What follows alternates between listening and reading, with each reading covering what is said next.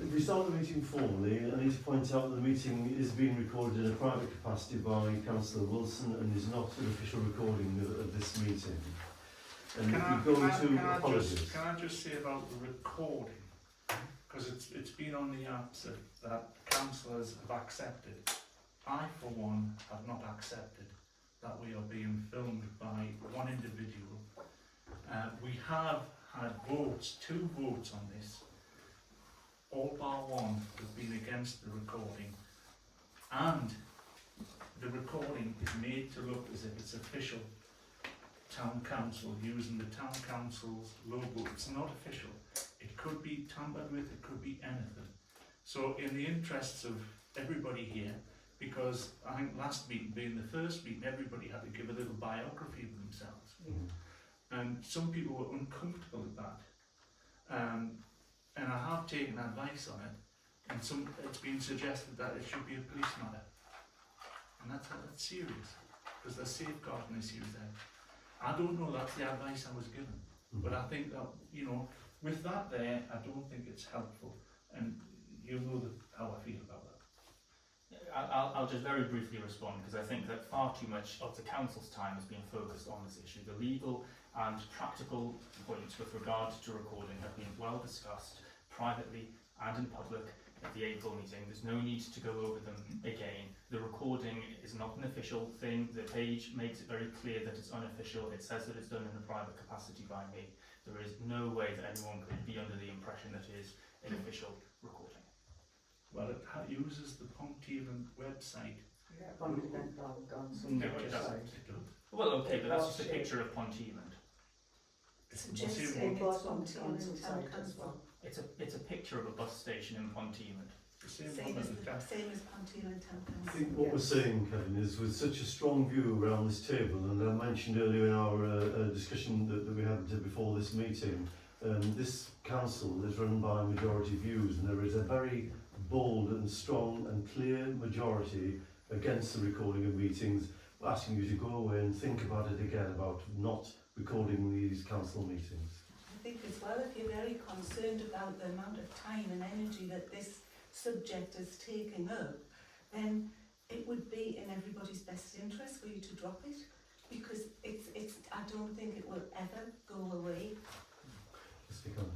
I just think as a town council we work better and more efficiently in being able to express. I feel like, for one, that I wouldn't say the majority of what I would say on camera, because it might come back on me in some way or be used against me, and I just don't feel like I can be 100% a town councillor. I feel like I'm quite reserved and not really speaking like I would usually if I was, because I feel like I'm comfortable now talking on the camera. It just makes me not feel confident. Yeah, and I feel that way. Yeah.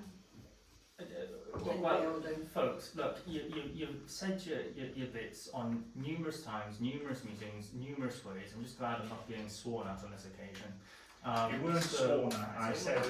I said something when you were there, because you said to me that 12,000 residents of Ponteland demand to see democracy. That's not what I said. It is what you said. As I said, my abiding feeling is that we've taken up too much discussion So on why this. don't you drop it and stop recording, Kevin? I'm not actually sure that this is even on the agenda. Are we even actually able It needs to be said at the outside of the meeting in the way that I have. Please go away and think about it. I need to start the meeting with apologies, please, Kath. Sophie Ahmed. And declarations of interest.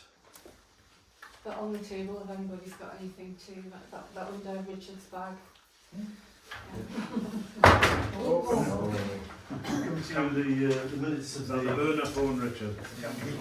the minutes of the draft, should I say, of the meeting of the 14th of May. You've all had them in the papers and sure had a chance to read them. I'm going to sit in page by page and make sure people are happy with what's set out on these notes from our meeting of 14th of May. Everyone happy with page 1? Yes. Page 2? Page 3? Yeah. Page 4? Yeah. And then Simon's a record of the meeting that we had back on the 14th of May. Yes. Yes, ladies and gents. Any matters arising, Kath? I haven't got anything. Okay, we'll move on to planning. planning meetings of 29th of April and 13th of May. Sue chairing the first meeting on the 29th of April, myself and the chair on the 30th of May. Again, you've had a chance to read the papers here. Any questions you want to raise on them? Yes, Kevin. Well, it's not in the minutes for this one, but there was obviously that application for a little, and I know that has been discussed. That's not in the public domain, so I'm unable to say anything. Yeah, Yes, that's fine. Okay, that's fine. Yeah. Which is a Okay, bit now. shame because we could have had, yeah, it is now in the public domain. Right. And anything you want to report on any recent planning decisions at all, Sue? Sorry? Any report you want to make on any planning decisions recently? No, they're all in the minutes, minutes. if anyone had queries I can discuss them. Okay, we come on to grant applications. Kath's helpfully summarised mission under agenda item 23, highlighting the grant application from Wag Co Friendship Dogs and the second application from Escape Family Support Charity. We can take them in turn, and the grant application for Wag Co. Again, you've had it out with the papers. You can see this organisation is asking this council to consider a grant of, I think, £1,500. 1,410, sorry. Yes, Christy. I had a discussion with Kath about this prior to the meeting because there was some things I was unclear about. One of them is where they say they're all volunteers and then quite a lot of them only goes on salaries. I also looked at the further documents Kath sent us with interest, and they basically cover the west end of England, not this side. Yes, they want to come into Ponteland, but we already have people with dogs who visit the care homes in Ponteland. The Royal Hampton even have somebody who goes in with a little pony. So the pony goes in to see the people, as well as the Royal Hampton have the other care home, a lady goes in with a Great Dane, and it's so big, it actually, they take them into the people who are in the beds. So we already, I don't know how it's set up. I don't know if they're just people who know the care homes in Ponteland and they arrange with them to go in. Well, they said that they come to the care homes in Ponteland to minimal health form. Did they? Yes, they did.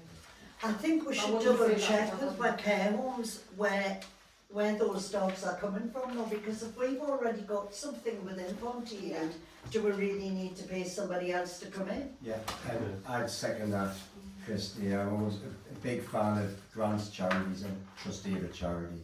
And I'd always like to support our local charities and businesses first. You know, even just behind the council offices, we've got a dog grooming business, for instance, you know, as a way to create links with them, to walk their dog, you know, etc. Yeah. From there. Well, I had been planning on saying that this is a great application. It's very, very detailed. It's the sort of application that I would like to see us receive more of, and hope we get the same level of rigour from other applications as well. I hadn't been aware that there was supplemental services already existing in Ponteland, or that there could be. So I think that is something that we should probably just get some clarity on. But I mean, it does seem like a very valuable thing, and if they need us to support them, then I think we should, if that service doesn't currently exist in Ponteland. I appreciate there's now a question on that. Yeah, this will be. Well, I do think it's a good application as well, and I think we spend a lot of our grant money rightly on activities that support young people, so party in the park, football, that sort of thing. I think it's good to spend some money on something that's going to help older people. We have a large elder community in Ponteland.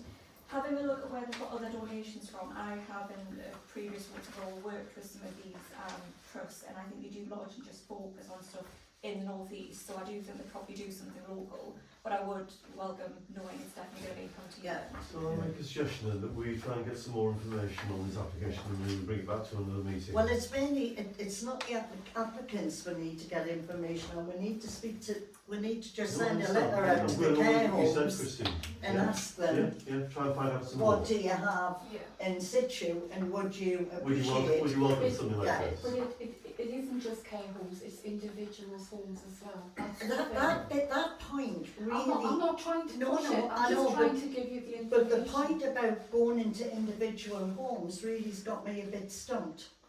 because we've tried out in Merton Hall for years to get information from our doctors' practices, people who are vulnerable and who are on their own, and under the Data Protection Act, they will not give us any information. But they are referred by doctor's surgeries, by social services, Oh, you can right. now do self-referral. It was all in the information Yeah, I sent. yeah. Sorry, we want to come in soon. Yeah, I did read that they're already working in the Ponteland area, but as Christine said, I had concerns about the staffing costs. And there was a third thing which just slipped my mind as I started talking. I Well, think the suggestion is we're going to try and get some more information, some more background information about this. there are no other councils that have been approached Just for Ponteland. funding, just Ponteland, and it is a large amount of Some money. big names in there. Yeah, It's a lot less than it was, though. yeah, yeah. We'll put it in abeyance and try and get some more information and bring it back to another meeting. I'm happy with that, because my dog had to take to the vet the other day and see him. He was getting a jab and he scratched us I was trying to hold him. Okay, the second application we have is from Escape Family Support. And in this case, they're asking the council for a grant of £500. Again, you've had a chance to read the papers on this. Open to views. Yes, Dan. Yeah, I always like to see how things are benchmarked on them, and last year from the last grant they got directly and positively impacted one family. By the reads of it, so I think for £500, if you can benefit one family, I think it seems good. Okay, Good value. Rosie? So we did give them money in September time, we gave them £500, and I went back and had a look at that, and there they said they had 10 people from Ponteland on their list, and they had helped 5 people at that point.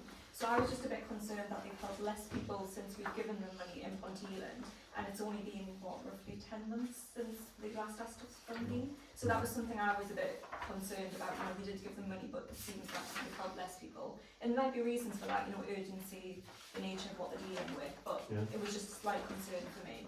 Yes, yes. Any other views then? I mean, do we want to go with this? The Dan's clearly keen to support it. It is a modest amount of money.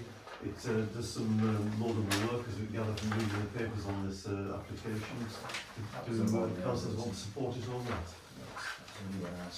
So how much £500 is what they've asked for. So yeah, and Lyle at the last one did some number crunching and basically said, well, how many families are you going to help, and divided it by the budget and whatnot. And I've tried to do the same thing. I'm not very good at maths, but it's basically a £500 investment to get £4,703.20 or thereabouts worth of value.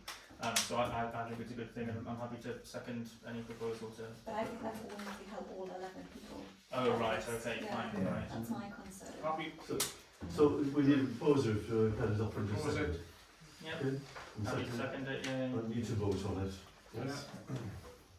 Okay, that's unanimous. Okay, we come on to agenda item 24, which is the annual audit of accounts. I know that Mike Slaughter did the audit for us again this year. Spent quite some time in the offices here, didn't he, with Bev and yourself, Kath. Again, perhaps I've had a chance to read the papers on this. This report, in my view, reads extremely well. It gives the council a very clear sign-off on what a well-run business operation here, and Mr Slaughter is covering that. Makes clear he's satisfied and comfortable with the way that we conduct our business here in this public body. Yes, Karen. Yeah, no, I think it's another great audit report, and hats off obviously to Kath, Bev and Ian for the well-oiled machine we've got here. I was just wanting to ask a question about the reserve comments, because he's made this comment several times before in recent documents that I've seen about us having large reserves, which I think is true, but obviously we're wanting to spend some of that money on big ticket items. Do you have an idea of what the reserves might sort of actually look like once that earmarked spending is gone? The reserves, I mean, I've tried to explain this, that the reserves are broken down into general reserves, asset replacement, tree replacement, cemetery reserves.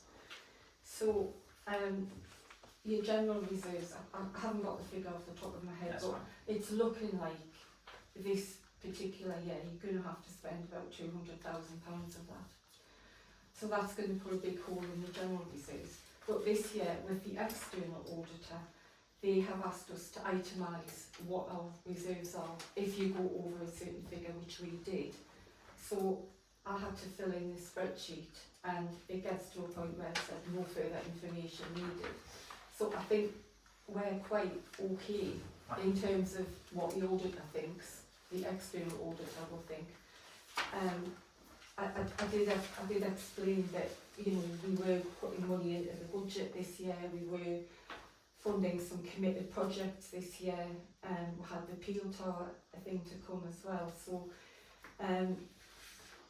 yeah, I mean, sorry, what was the original question? I don't know what I answered. It was basically, Yeah. do we have an idea of what the reserves Yes. look like once you remove the things that we're wanting to spend, like the Peel Tower, which is going to be a big Well, expense? at the end of May, I think it was something like 800. Well, it was 800 and odd thousand pounds.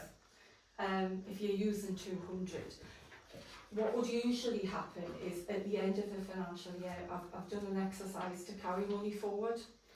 But this year we'd spent 99% of the budget in the first time that I've ever known. Mhm. And I think that was because a lot of extra projects were coming in and things that were just unforeseen. So we didn't really have anything to carry forward. So there is going to be a bit of a hole in your reserves. And you know, Alan and I have discussed that. It's not that easy to do it back. Sure. So that's just a word of caution, but you know, I understand why the auditor put this in, but that there is an explanation. Just a very quick follow-up. Is it sort of September time that you start thinking about next year's budget? Okay, so if you are wanting to do strategies as working parties and committees and things, you need to start thinking about that fairly quickly, so I can start to look at the budget, because from my point of view, at the moment, there isn't a lot of slack there. right.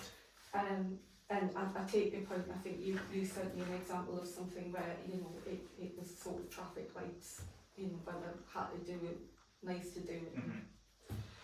And I did explain last year there was a couple of things that you could have opted out of, but you chose not to, unless you put the budget up or the preset up quite a bit. You're not really going to be able to manage to do very much more. So I think that's something that We should be mindful of. Yeah. The auditor's right to highlight is, I think even Kath making it clear she's on top of the issue. She's in charge of where she needs to be. I think what we're doing is jumping ahead towards September, October, when we come to budget discussions, and at that time we can have some very clear, you know, some numbers in front of us and some very clear discussion about which way we're going. Yeah. Is it right that reserves have got a big cover for, is it either 2 or 3 years of costs for the whole office and stuff? It's 6 months. 6 months? And I thought it was longer. It's like me with Merton Hall, I keep 2 to 3 years in a deposit account, just in case. That's kind of general reserves, but the external auditors are now trying to get us away from using that term.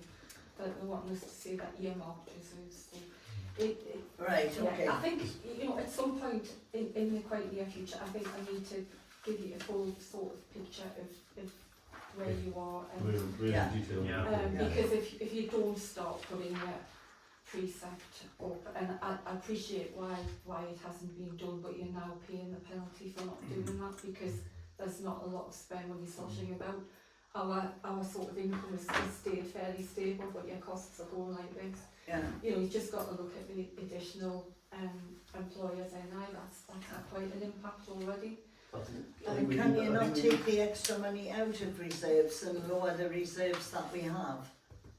That's what That's I'm... the decision we need to come to, Christine. Yeah. We need the information in front of us. Yeah. The I options mean, available. I'll put something in front of you now. I appreciate there's 4 people around this table don't know this, but when we did the budget, I did a supplementary paper that showed committed projects for this year that came to £85,000, which has to be spent. It's actually going to be more than that, because I don't want to go into the figures now, but the figures for the Peel Tower have come in, and they're less than I thought, but they're still time. Substantial. So, you know, I'll cover that at a later date, but I think we need to move on. Will, do you want to come? I've just got maybe a daft question because I'm a newbie. How do we get an income off Pont News and Views? I wanted that. Right, we don't get we an don't income. get an income. It says we do on here. We don't No. get an income. It goes in, it goes out. There's no, we don't no get a income. profit, but we do get an income of about. We get an income, but what happened? And I'm hoping I can do a report on Pont News and Views for the next council meeting. But the idea behind Pont News and Views was it paid for itself and it was produced at no cost to the ratepayer. Unfortunately, since COVID, it hasn't quite been covering itself. So we have been sort of propping it up slightly, Yes. and I need to go into that in more detail, hopefully next month, if I can get all the information I need. Yeah, it was just the income side of it. I mean, I The- know we fund it, so I can see it going out, but how do we get some income in? Technically we don't fund it. No. What we are is kind of a bank account for them, because it used to be done by the PCP and Christine used to be the treasurer. So Bev does the invoicing for the advertising. Is that where the income comes Yeah, from? Thank so you. it comes into a separate account that it is called the Pont News and Views account, and there's nothing to do with our money at all. And It's we a bit, pay Chris out of that. I That's totally how understand it's now. right, I just couldn't understand Yeah. how we actually got money. Yeah. I thought they would have done their own And the advertising. reason it went down during COVID was, you know, people weren't advertising, and we went to an online version for a few months because we couldn't afford to actually get it distributed. Is that all right? more information to come in the way that the council said. What I need to do, ladies and gentlemen, is go through the recommendations that are with the data we're looking at, which is the audit report. The first recommendation, the council has to consider and approve the internal auditor's report, which is shown on page 3 of AGAR. Members are also asked to consider and approve the separate internal auditor report and attached letter. Can I take it that people are satisfied with that? Yeah. Yeah. Yes? Yes, vote on it? Yes? Thank you. The second thing is the council is requested to consider the annual governance statement, which is page 4 of the AGAR document, and to approve the document. Are councillors satisfied with that? Yeah, I mean, I'm supposed to ask you the questions and you're supposed to answer, but yeah, if you're happy to do it. Well, no, you No, I don't want to. No, it's fine, Okay. it's fine. The third one, the council is asked to consider and approve the draft final accounts as presented. Are councillors satisfied with that? Yeah. Thank you, ladies and gents. Fourthly, the council is requested to consider the accounting statements, page 5 of the AGAR. Approve them by resolution and ensure that statements are signed and dated by the person presiding at the meeting. I'm undertaking to do that. I will make sure I do sign the document. If you're satisfied on item 4, are you satisfied? Yeah. Thank you for that. And on item 5, the council has asked to note the process of the exercise of public rights as set out within the report is to start from Tuesday 24th of June and end on Monday the 4th of August. Information must be published on the website one day before the start date, so by Monday 23rd of June. Are you satisfied as councillors that that's going to happen? Yeah. Thanks for your help. Do you want to do anything? You need to sign this before you go. I will. That's too Can late. I just make a statement? Can I just say that this demonstrates how fortunate we are to have such an experienced clerk as Kat, who's got a finger on the button with the funding and the activities of the council which feed into the funding. I think it's extremely important that she keeps her finger on the pulse and is aware of everything that goes on within this council. Excellent. Okay, moving on to item 25, which is the establishment of the Community Resilience Task and Finish Group. Report by yourself, Kevin. Of course, so I won't go into a huge amount of information because the details are set out in the report, but the top line is that I'm asking permission to create a community emergency plan following a recent call to action from Northumberland County Council. Extreme weather is getting more and more common. Ponteland's not immune. Obviously, we had the terrible storm of Storm Arwen back in 2023. And historically we've suffered real problems from flooding and from snow as well. Preparation and communications, I think, are probably the two most important things needed to navigate any such situation. And I think that at completion of this exercise, if we go ahead with it, we'll have a clearly articulated and operationally robust framework for responding effectively to any future emergencies that the village and its residents find themselves in. Okay, views are on the table. Yes, Richard. Gordon Stewart it's his department, the county council. It's his comment in the Quran that I saw that inspired me to start work on this, Richard, yeah. There is plans all over the shop. You know, that Merton Hall is a hub. Everywhere is a hub. You know, somewhere it's got one. The biggest problem from the last big storm was the power, as you are aware of. And I want you to put in, I've just told you, snow flooding, because that comes after the snow. And we haven't had snow.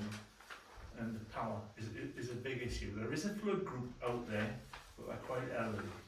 But they probably need something to look at or to see what the problem is, because there's been a lot of work done on the flooding since the main one was 2008, when it was really, really bad. However, on the snow side of things, I became very unpopular with my daughter when the snow came years and years ago, and I got 2 or 3 farmers to clear the car parks so the schools weren't closed. All I'm saying is it's the minute things that have a knock on, because you know, if they couldn't open the schools because the car parks couldn't function, you know, it sets parents have got to do this, got to do that. All I'm saying is the knock-ons that you probably need to look into in some way, shape or form. You clearly supported the idea of... Well, I think it needs, you know, last time it was maybe 10 years ago when we did flooding, and you know, everything does need a refresh. I think the plan is that we will sort of consult quite widely with the community, and we will go into some of the detail as part of the development of the plan.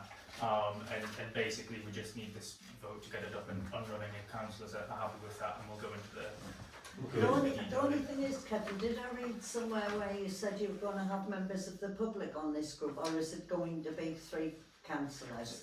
So I think what's set out in the terms of reference that I've created is that if someone from the village is particularly willing to help out, it would be good to get their expertise. So I'm thinking, for instance, someone who might be a doctor or a nurse might be able to sort of say, well, you know what, in the event of something going wrong, I'll go and sit in Maiden Hall for an hour and people can come and see me dead quick. Or someone on a very basic level who's got a big 4x4 who might be able to sort of drive around in snow or flooding to... Yeah, but can I just stop you there? You have to be very, very careful. Oh yeah, of course. Because if you said to a nurse, go and sit in Merton Hall for 3 hours, she isn't insured. Yeah. She isn't insured by anybody. The first port of contact when the fire service rang me when we had a flood in Ponteland and they took over Merton Hall for the evening. I met him down there about 9 o'clock at night, opened up, and I asked him if he'd like me to stay. And he said no. He said, I have the insurance, I also have all of the equipment, you know, like the them tin foil things that wrap you in. Space blanket. Yeah, kind of. And he said, I have everything. If it should prove necessary, I'll have everything shipped in here. He said, but the thing I've got insurance. He said, if you stay, you would not be covered by my insurance. Yeah. So all I'm saying is, if you're looking for something, say, to put people in Merton Hall, just be careful because you can't. My insurance wouldn't cover them, and they wouldn't be insured to be there. It's a hypothetical example Yeah, of the but type I'm of just trip. saying. Again, it's something yeah, that will come out in the minutiae of the actual planning. Yeah. Okay, is the view of the meeting to try and support what Kevin's suggesting? Yes or no? I just want to add an informative. When we did the neighbourhood plan last time, the Environment Agency was setting up a flood resilience plan. Yeah. And they're supposed to have one, but it's impenetrable on their website. All they do is brag about the mounding they put around around the nursery site. And then at Ponteland Park on Sunday, they had a stall and they were promoting their resilience plan. You go online, you can't find out anything about it. All I'm saying is, you know, there's something out there, there's something being talked about, and I think it's actually quite confusing. People don't, you know, if people are interested, they don't know where to go, they can't find any information.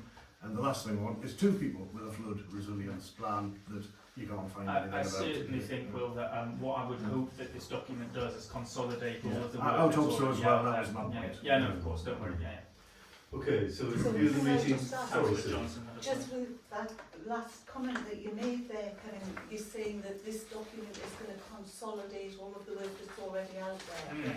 So you're not planning, because when I look at this, it's mammoth, the work that could be involved to put a community resilience, it's huge. Mm.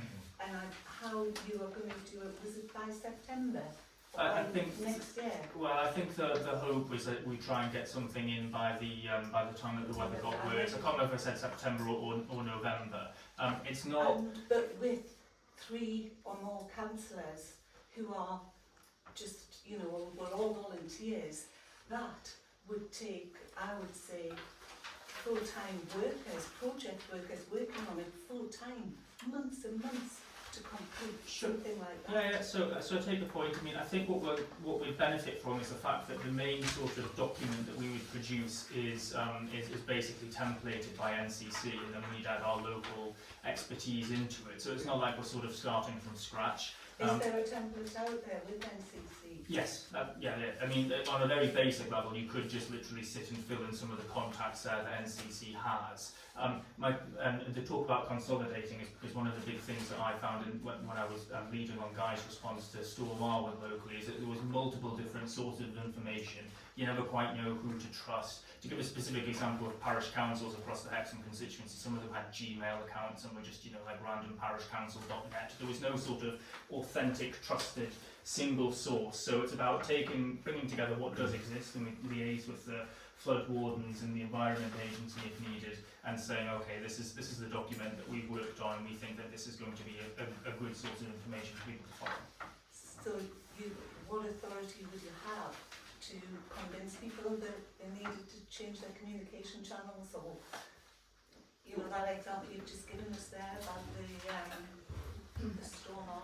Yes, I'll take the I was discussion. going to say a tangible outcome from this could be that when the weather does turn bad towards autumn, that the Ponteland News has a double spread, and it's actually, you know, households get it, and it is signposting people to what the help they need. So not duplicating something that's out there, but actually it's a signposting exercise. Yeah, there's a lot of signposts, and there's also a couple of extra benefits that you get from filling a community emergency plan in. One of which is getting a sort of direct dial to the whatever they're called, the Deputy Civil Contingencies Officer, who's available 24/7. You can always just pick them up, and that's a contact point that is only available to you if you've got a civil and emergencies plan in place. So there's a couple of extra benefits that we get from following the NCC approach. But in terms of sort of how do we get it out there to people and communicate with them, you know, people are always going to be able to do their own thing, of course, but I think that people trust Ponteland Town Council, and they know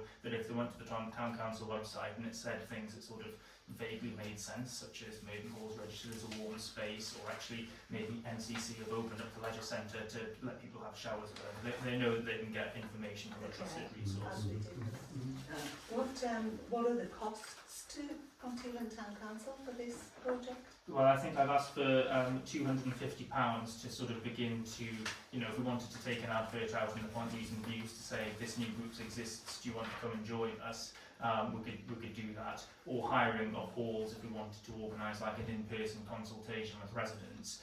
Those are the sorts of monies that I've asked for at the moment. I suspect that probably what will happen is that at the conclusion of this process, because it is a task and finish group, we'll probably have some recommendations of things extra that we might want to purchase, such as high-vis jackets or, you know, grab bags and things like that. I think that's something that will come out of the work that is done, out of what we find out during the process. But I'm not asking for that money now. That will come back to council for a vote at the time. Okay, Sue? Yeah, Chair. Right. I'm a flood warden. Mhm. I've got a high-vis jacket that says flood warden. I thought I'd be on my desk, but I wasn't. Oh, Anyway, Barry Evans is the guy who's chairman of the flood group. Okay. Very useful. He's an ex-Newcastle civil servant, and he'd be very, very keen. But the rest of them are probably getting on a bit and could probably do with some recruitment. And you know, at the end of the day, we've got to remember it's about what we can do as a town council, which might not be very much. yeah. You know, there are other people out there. You know, we're not going to dive into water and save people. We're not going to, you know, dish out the, you know, the 4x4 for the health centre isn't a daft idea. It's around the edges where we might be able to pick the power. The villain of the last time was Northern Power Grid, telling everybody that electric will be on tomorrow. And in the rural areas, you can't go to a website because you can't get the power. Yeah. Yeah. So, you know. Yes, Christine. I think it's a good idea, Kevin, and I do think you should progress it. As you start, the only advice I would like to give you is you do it with 2 fellow councillors and then see if you need to expand out Oh yeah, that's... to the wider public, because it can lead to complications, Yeah. right? The other thing is, as regards to your £250 grant, I think you should wait and ask for that when you've started, when you've set up and you're going in, as and when you need the funding, because you might actually find you don't need any. You might be able to get everything you can get off through the fire service and through the different groups at NCC. It's not like you're going to have the public's permission to go forward with this document where you would hold a public chat about it. So I honestly don't think you're going to need any money. I'll just very quickly respond on those 2 points if that's all right, Alan and Christine. In relation to the starting with 2 other councillors, yes, that's what I've asked for. I just wanted to give us the power to co-opt people if we thought that that was a good thing, without having to come back and await approval to have all that sort of stuff again. And I think other committees have got that power as well. I took the wording from another committee's terms of reference. So it is something that there is precedent for. And on the point about the money, again, it was a similar point. It's not meant to be sort of, this is all I'm going to need for this project. It is just meant so that if we do decide, you know what, actually, we're making relatively speedy progress on this, or it would be good to sort of engage with the community, let's let's pay some money to rent the Memorial Hall or Merton Hall or whatever hall it is. I don't have to wait for the July meeting to get it, and then obviously we don't meet in August. So, you know, if we theoretically we decided after the second Saturday in July that we did want to have a public meeting, we'd then have to wait until September before we could request the money to organise the meeting. Okay, I think the mood of the committee to proceed with caution. If we're going to support you on this in the way that it seems to be the general feeling in the meeting, and you propose the seconder for what Councillors asking for here. I would be loath to for anything at the moment. I'm happy for all the work to go ahead, but I can't see that there's any necessity for money at the moment. So we need a qualified proposal in that case then.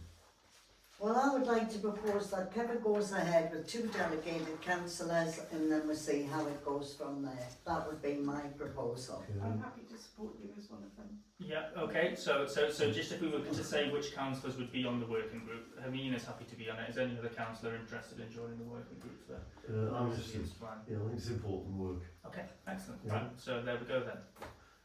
But So that that still was- doesn't get us no, where we've got Doesn't to. sort of No. point. Can we delete the money? Can No. we delete the money? So my proposal is we go ahead with Kevin's idea, minus the money and minus any other input other than from professionals at this point in time. Okay, we need a seconder for that.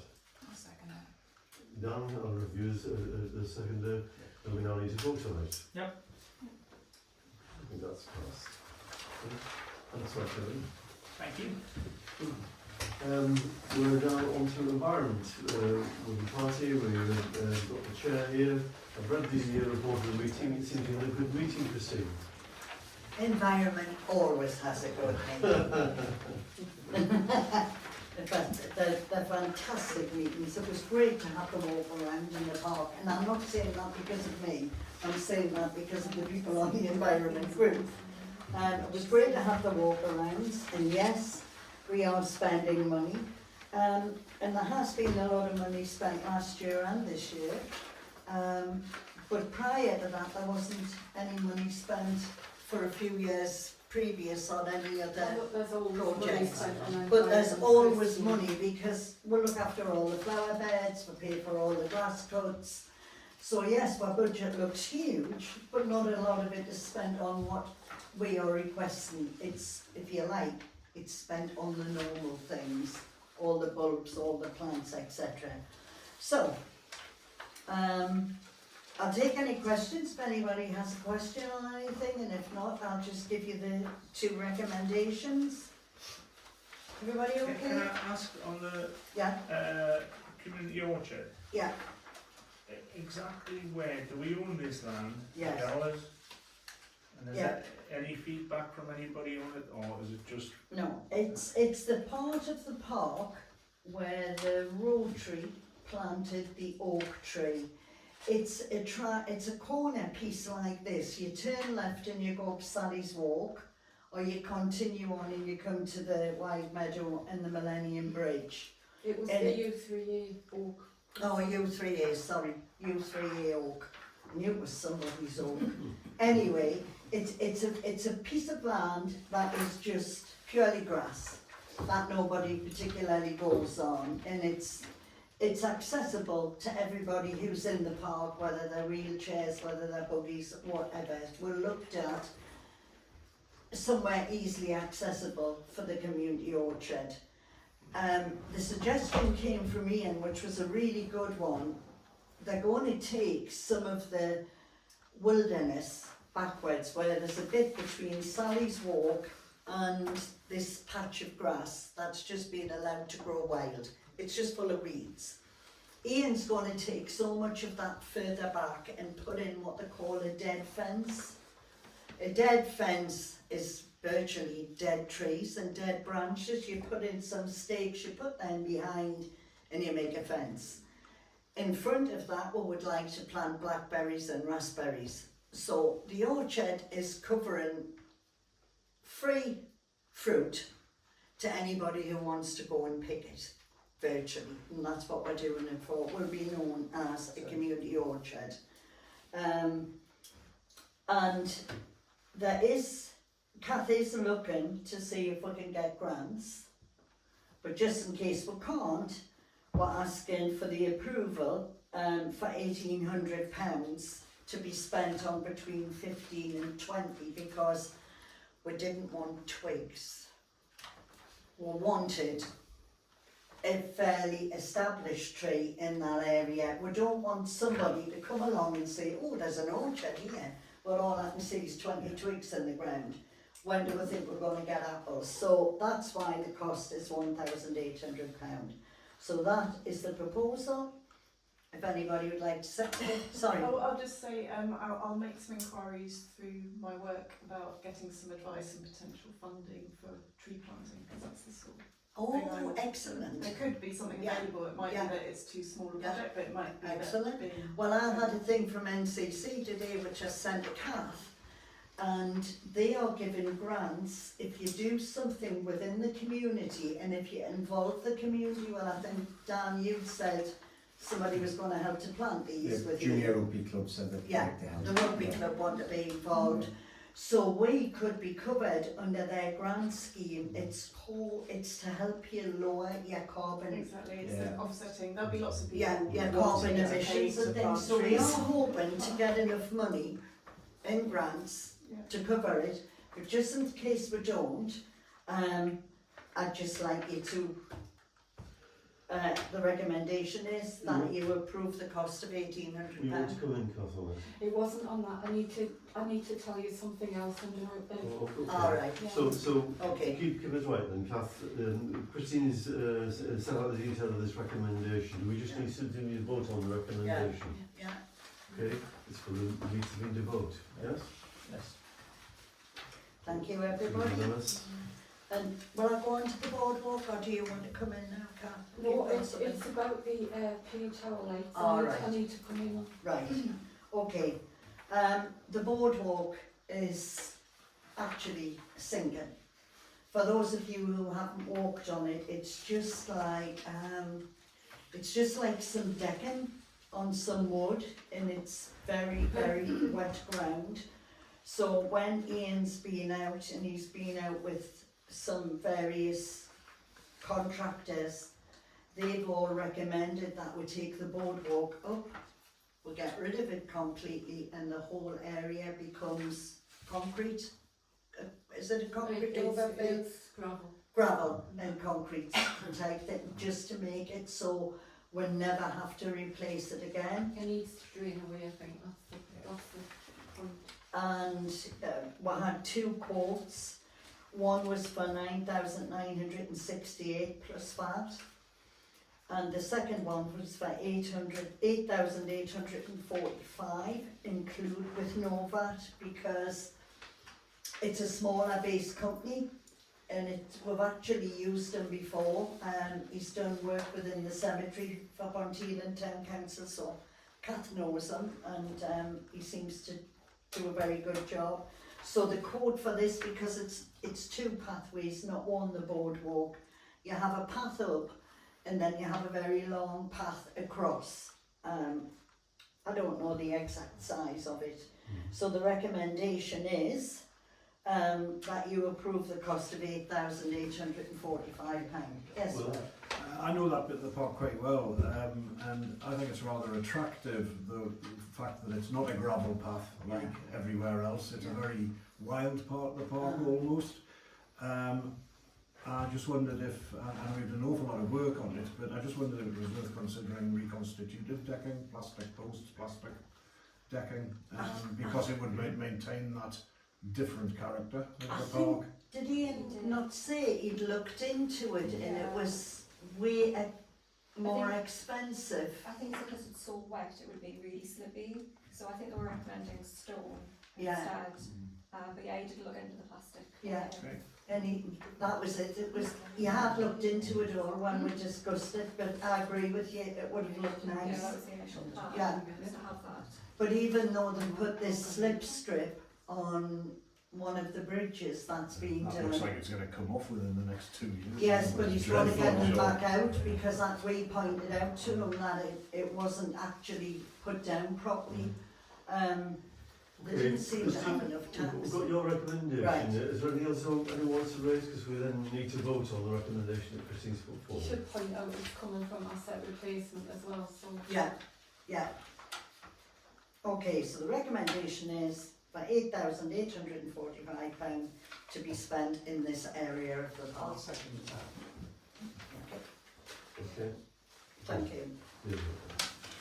So Kath, do you want to come Over in? to Kath. Yeah, it was just item 10 on page 4, an update on the peel tower works. I've already mentioned to you about the tenders coming in, and I'll have to do a report for the next council meeting to get approval.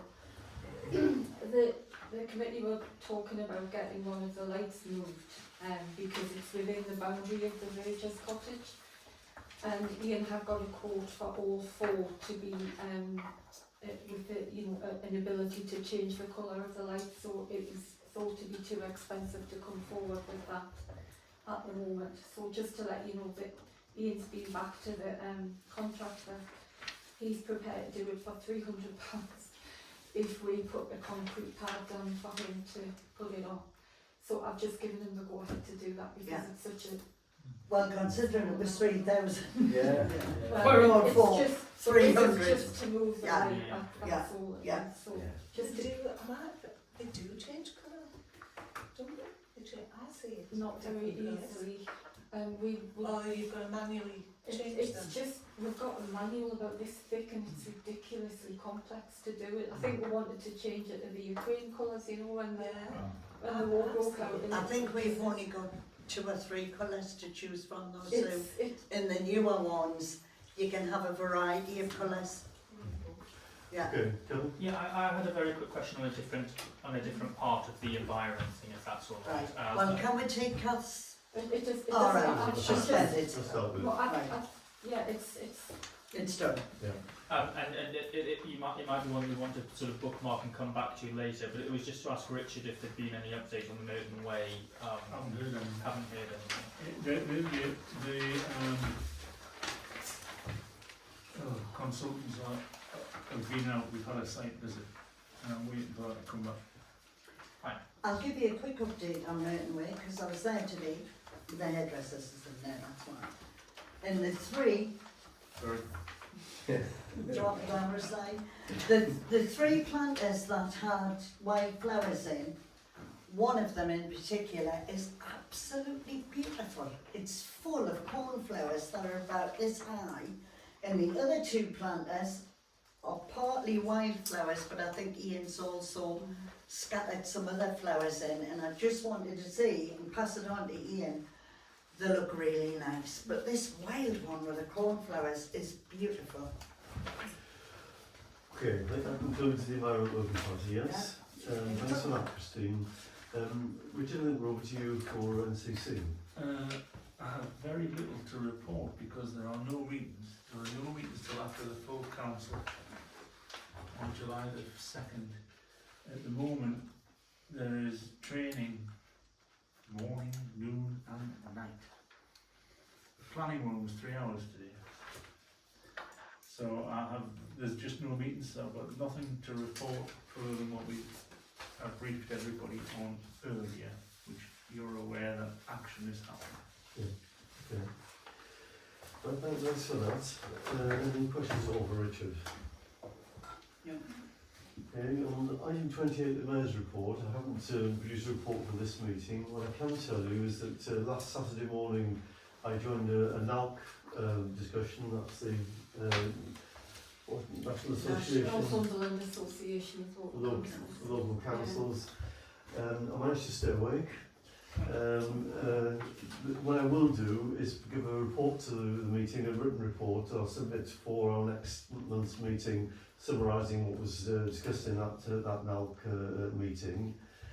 Separately, some of you may know John Harrison, who is Chair of Trustees at the Memorial Hall. Happened to see John at the Party in the Park event on Sunday, and he and I agreed to meet for a coffee, which we had yesterday. I'll give you a synopsis of what John said in our discussions that we had yesterday in a written report that I'll submit next month. There's nothing urgent in these matters that I'm raising, and I think it's important in relation to John Harrison. There's a long-standing relationship between the Town Council and the Memorial Hall. John happens to be current chair, and he wants to keep that relationship there between the Town Council and the Memorial Hall and its trustees. So I'll give you a written report next month. On item 29, reports by Town Council representatives. No, just a standard item, we haven't got them. Okay, and lastly item 30, the accounts. All of us have a chance to have a look at these. Yes, Kevin? I was just confused as to what the memorial tree point was, which is 1, 2, 3, 4, 5, 6, 7 rows up. What was that for? Because there's been a couple of discussions about a different type of memorial tree. It was a site which had been agreed quite some time ago for someone at Oh, the cemetery. So it's like, not the, right, it's not okay, the park. fine. It's just one of those like small plaques that go on a stone at the base of a tree or something. Yes, is it? but Right, it's, okay. it was agreed with them, this site had been held for them for quite some time, so I couldn't say no to them. Fine. So that's what that is, and we get reimbursed fully for that cost.